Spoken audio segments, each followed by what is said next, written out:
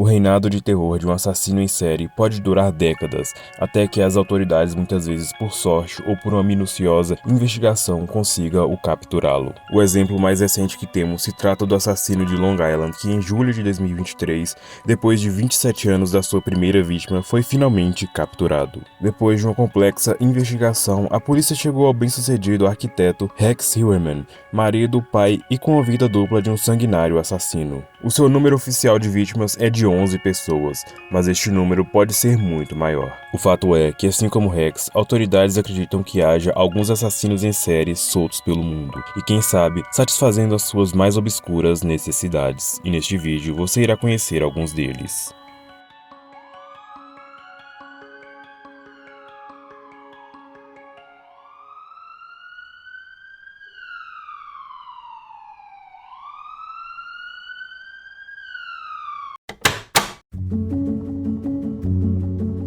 Jeff Davis é uma pequena cidade localizada no estado de Louisiana, com uma população de pouco mais de 10 mil pessoas. A partir do ano de 2005, alguns corpos começaram a surgir aos arredores da cidade. Em 20 de maio de 2005, Jerry Jackson se preparava para pescar quando observou em meio à lamacenta água do rio algo que parecia um corpo humano. Segundo Jerry, a princípio ele achou que se tratava de um manequim, já que alguns dias antes ele havia ouvido no noticiário que alguns haviam sido roubados. Porém, ao prestar um pouco mais de atenção, ele percebeu que o que imaginava ser apenas um manequim estava começando a juntar algumas moscas. Quando o corpo foi retirado do rio, perceberam que ele já estava bastante deteriorado e não apresentava muitos sinais de violência, além de uma pequena mancha de sangue na cabeça. Com a ajuda de impressões digitais, as autoridades então identificaram Loretta Lynn Chainson Lewis, de 28 anos. Loretta era uma prostituta local. Dali em diante, entre os anos de 2005 a 2009, mais 7 corpos foram encontrados em pântanos ou em canais que passavam pela cidade. Para uma comunidade de pouco mais de 10 mil pessoas, era algo realmente bizarro. As vítimas que vieram depois de Loretta se tratavam de Ernestine Mary, Daniels Peterson, Kristen Gary Lopes, Whitney Dubois, Laconia Brown, Crystal Shea e Nicole Gilroy. Foi determinado que Laconia Brown e Ernestine Mary morreram em decorrência de um profundo corte na garganta. Já as outras vítimas, como tinham um corpo em avançado estado de decomposição, não puderam ter a causa da morte identificada. Contudo, os legistas imaginavam que a causa mais provável seria por asfixia. Até hoje, este caso não foi resolvido, e alguns acreditam que o assassino em série pode ser até mesmo um membro das autoridades da cidade. A investigação do caso foi marcada pela incompetência e irresponsabilidade diante de novas provas que surgiam. Uma das peculiaridades deste caso é que todas as 8 vítimas conhecidas tinham alguma ligação entre elas. Então, conforme os corpos iam aparecendo, elas iam fornecendo informações para a polícia e pouco tempo depois apareciam mortas. Segundo informações, todas as 8 mulheres anteriormente já haviam delatado à polícia possíveis locais de tráfico de drogas. Desde a aparição do primeiro corpo, várias pessoas foram detidas temporariamente, mas pela falta de provas sólidas, elas não demoraram a serem liberadas. Alguns policiais que poderiam ser possíveis suspeitos tiveram amostras de DNA coletadas, mas os resultados sobre elas nunca foram divulgadas. O assassino do arco-íris. Este foi o nome dado ao assassino em série que agia na cidade de Carapicuíba, no estado de São Paulo. Depois de 1 ano e meio e 13 mortes, a polícia finalmente começou a considerar a hipótese de um assassino em série. O nome assassino do arco-íris se deu pois grande parte das vítimas eram homossexuais. Todas as mortes ocorreram no Parque Paturis, um local conhecido na época por ser um ponto de prostituição de homossexuais. A primeira vítima foi morta em 4 de julho de 2007. Se tratava de José Cícero Henrique, de 32 anos. Depois de José Cícero, outros 12 homens foram mortos no parque, 9 deles em circunstâncias muito idênticas. Seus corpos eram sempre encontrados seminus, de joelhos e com um tiro de munição calibre 38 na nuca. Eram claros os sinais que todos eles haviam tido relações sexuais pouco tempo antes de serem assassinados. O modo de execução do assassino do arco-íris acabou variando em alguns casos. Uma das vítimas, por exemplo, foi espancada até o óbito, e a última que se tem conhecimento foi alvejada com 12 disparos. Na época, as autoridades autoridades acreditavam que os encontros eram marcados através do já falecido Orkut. Logo que este caso se popularizou, a polícia prendeu o sargento aposentado da polícia, Jairo Francisco Franco, de 46 anos. Segundo informações, uma testemunha teria o visto enquanto matava a última vítima. Assim como no caso anterior, neste caso também, as autoridades não aplicaram muito empenho em resolver todas essas mortes tão brutais. As investigações só foram recomeçadas depois que o jornal Folha de São Paulo divulgou o caso. Uma matéria do jornal dizia que tanto a Polícia Civil de Carapicuíba quanto a promotoria admitiram que classificaram as mortes que aconteciam no parque como homicídios simples e isolados. Eles também admitiram saber a possível existência de um assassino em série ao menos desde agosto de 2007. Na época, a polícia também chegou a investigar 3 assassinatos que haviam acontecido na cidade vizinha de Osasco, onde uma arma parecida havia sido usada. Mas as investigações não chegaram a nenhuma sólida conclusão. O sargento aposentado Jairo Francisco Franco foi julgado como inocente pelo júri e então liberado. Sendo ele culpado ou não, o certo é que algum assassino em série continua vagar livremente pelas ruas.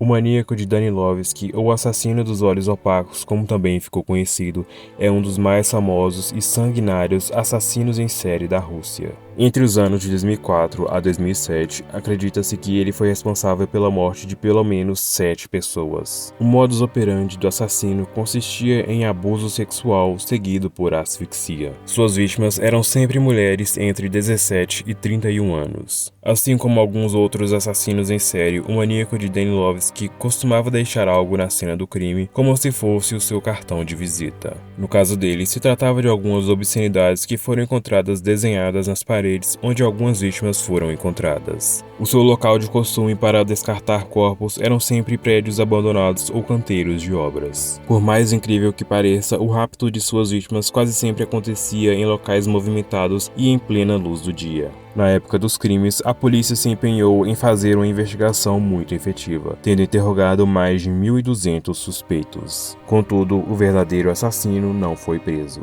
A primeira pessoa que se imagina ser a primeira vítima foi Marina Astrovskaya, de 17 anos. No dia 4 de fevereiro de 2004, ela saiu de casa com destino à casa dos pais do seu namorado. O namorado de Marina era um cadete do exército e, com isso, constantemente, ele fazia viagens ao exterior. E para manter uma comunicação com sua família e sua namorada, ele enviava cartas à casa dos seus pais. No dia em que Marina faria uma visita à casa dos seus sogros, era por volta das 14 horas, quando ela resolveu pegar um atalho que passava por um terreno baldio em uma rua chamada Danilovski, nome que depois foi atribuído ao assassino. Mais tarde, naquele mesmo dia, os pais de Marina denunciaram o seu desaparecimento. Neste caso, diferente dos outros já apresentados, a polícia agiu rapidamente, examinando todos os caminhos que Marina costumava fazer. Porém, nada foi encontrado. As buscas por Marina se estenderam por mais 1 ano e 6 meses. Durante este tempo, algumas pistas acabaram sendo encontradas. Em agosto de 2004, o corpo de uma jovem de 19 anos foi descoberto em um terreno baldio da cidade. Dessa vez, se tratava de Irina Papova. A Irina era estudante da faculdade local. Ela foi abusada e estrangulada. O assassino sequer deu ao trabalho de esconder o corpo de Irina, o deixando ao ar livre para que todos pudessem ver. No mês seguinte, outro corpo foi encontrado.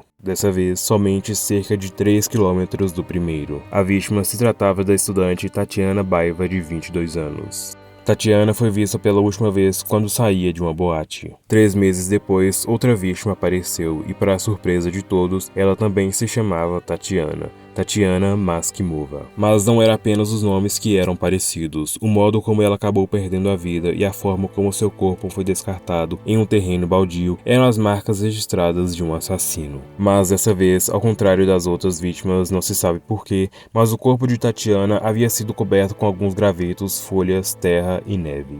A cerca de 800 metros do local daquele crime, a polícia encontrou uma espécie de garrote caseiro. Nele, as autoridades encontraram DNA da última vítima, indicando que desta vez ela provavelmente não havia sido sequestrada, mas sim capturada próximo ao local onde perdeu a vida. Com todas essas provas, os policiais finalmente chegaram à conclusão de que dentre os moradores da pequena cidade russa de Cherepovets havia um assassino em série. Logo depois dessa onda de mortes, o maníaco de Danilovski fez uma pequena pausa de 6 meses, até que novamente tirasse a vida de mais uma vítima em 26 de junho de 2005. Lyudmila, de 31 anos, teve a infelicidade de cruzar o caminho do assassino. A princípio, ela planejava se encontrar com sua amiga que morava a apenas 2 quilômetros de sua casa. Porém, o encontro que havia sido marcado para as 13 horas nunca aconteceu. Após as autoridades serem informadas, eles já desconfiavam que o assassino em série da cidade havia retornado à ação.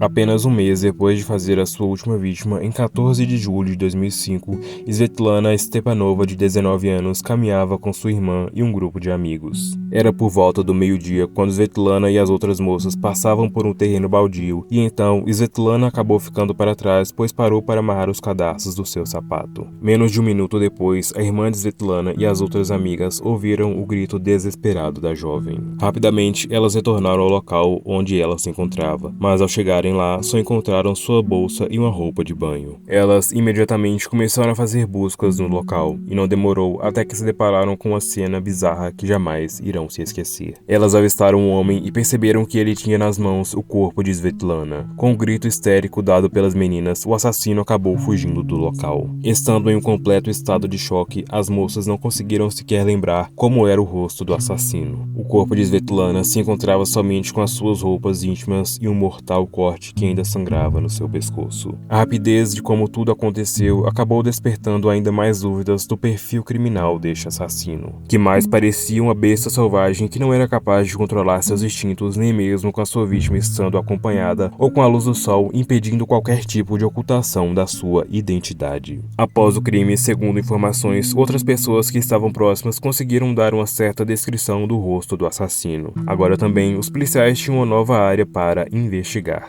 Nesta área, além de encontrar desenhos imorais que retratavam várias cenas sexuais, dentro de um poço cheio de pneus, os policiais encontraram os corpos de duas garotas que estavam desaparecidas. Eram elas Marina Astroskaya, a moça que havia saído para visitar os seus sogros, e Lyudmila. Naquele momento, as autoridades que cuidavam do caso acreditavam que o assassino se tratava de um homem entre 20 e 40 anos. Eles também reconheciam sua extrema habilidade em não deixar qualquer prova em suas vítimas ou na cena do crime, o que levava os investigadores a acreditar na possibilidade do assassino ser um ex-policial. Nessa época, provavelmente pelo notável avanço nas investigações, o assassino resolveu dar um tempo em sua matança. 2 anos depois, em 11 de junho de 2007, a estudante de 17 anos, Natalia Zakalova, caminhava em direção ao rio Skaksna para encontrar com seus pais que a esperavam. Este mesmo rio era anteriormente o destino de Svetlana no dia de sua morte. Natalia Zakalova chegou a ligar para os seus pais para dizer que em no máximo 2 minutos ela os encontraria. O tempo estipulado por Natalia havia passado e não tiveram mais nenhum sinal da garota. Rapidamente, os seus pais foram para a delegacia relatar o desaparecimento. Nesta hora, o pânico tomou conta tanto das autoridades quanto da população. Estaria o sanguinário assassino de volta depois de 2 anos escondidos nas sombras daquela cidade? E para a tristeza de todos, a resposta era sim. Já no dia 19 de junho, o corpo de Natalia foi encontrado cerca de 3 quilômetros da margem do rio Skaksna. Natalia havia sido abusada e estrangulada, confirmando de vez que só poderia se tratar do já conhecido assassino. Uma das coisas mais revoltantes deste caso é que alguns dias depois, quando a polícia rastreou os últimos passos de Natalia, eles viram que no momento em que ela foi capturada, ela estava a apenas 20 metros dos seus pais. Dessa vez, a falta de descrição do assassino e a sua ousadia em sempre fazer suas vítimas em plena luz do dia fez com que várias pessoas dessem a descrição de um homem estranho que rondava o parque no dia do crime. Agora, com todas as descrições, a polícia concluiu que se tratava de um homem entre 30 e 50 anos, baixo e com cabelos castanhos. Porém, a característica que mais chamou a atenção era que as pessoas diziam que ele tinha os olhos embaçados ou meio opacos. Com essa informação, os jornais sensacionalistas da época não demoraram até que começaram a chamar de o assassino dos olhos opacos. Com todas essas informações reunidas, a polícia ainda ofereceu uma recompensa equivalente a $13.000 a quem levasse ao assassino. Não demorou para que muitas pessoas apresentassem várias pistas. Dentre elas estava o relato de um professor que há pouco tempo havia pegado um homem estranho desenhando obscenidades na parede de uma escola. Quando os amigos de Svetlana encontraram com o assassino, foi pelo pátio dessa mesma escola que ele acabou fugindo.